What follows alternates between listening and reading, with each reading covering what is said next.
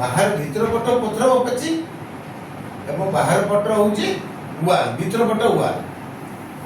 ଏବଂ ସେଠି ସୁଇଚ୍ ଗେଟ୍ଟା ଯଦି ରହିବ ତାହେଲେ ଆମର ଏଇ ଯେଉଁ ମଧୁପୁରା ଜାମକୁଣ୍ଡା ତାଳପଦା ଏଇ ବାଟକୁ ଯେଉଁ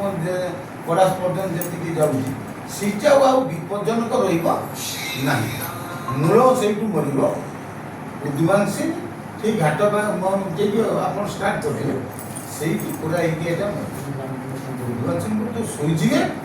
ଏବଂ ସେଇଠୁ ଆସିକି ଏଠି ପହଞ୍ଚିବ 5 ଫୁଟର ମାଟି କରି ୱାଲ୍ କରି ଭିତର ଭାଗ ପଥର ପଚିଙ୍ଗ କରି ହେଲେ ଏଠି ଆଉ ପାଣିର ଆଉ ସେଭଳି ଭାବରେ ପ୍ରଭାବିତ ହେଇକି କ୍ଷତି ଆଉ କରିପାରିବ ନାହିଁ। ଏହି ସେମ୍ କଥାଟାକୁ ମୁଁ ଲେଖିକି ଦେଇଯିବି ପ୍ରଭାତୀ ମ୍ୟାଡ଼ାମକୁ ଏବଂ ଆମ କଲେକ୍ଟରକୁ ଡିଟେଲ କଥା ଆମ ପଞ୍ଚାୟତକୁ ଆସିଥିଲେ କଲେକ୍ଟର ଦେଲା ପରେ ସେ ଏକ୍ଜୁନର ଆସିକି ତା ଆଜି କରିକି ମାନେ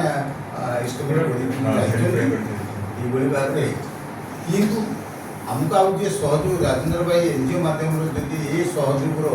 କାମନା ନିଅନ୍ତି ତାହେଲେ ଆମେ ସେଇଥିପାଇଁ ଆମେ ଦୌଡ଼ିକି ଆସିଲୁ ଯେ ଭାଇ ଡାକିଛନ୍ତି ମାନେ ସେ ସହଯୋଗରେ ଏ କାର୍ଯ୍ୟଟାକୁ ଆମେ ତୁରନ୍ତ ତେଣୁ ସରକାର ସହିତ ବିଶେଷ କରି ଏନ୍ଜିଓ ମାଧ୍ୟମରେ ସବୁକିଛି ଏନ୍ଜିଓ ମାଧ୍ୟମରେ ହେଉଛି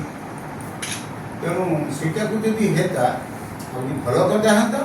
କିନ୍ତୁ ଯଦି ହେବ ସେଇଟା ତୁରନ୍ତ ଏଇ ହେବା ଉଚିତ।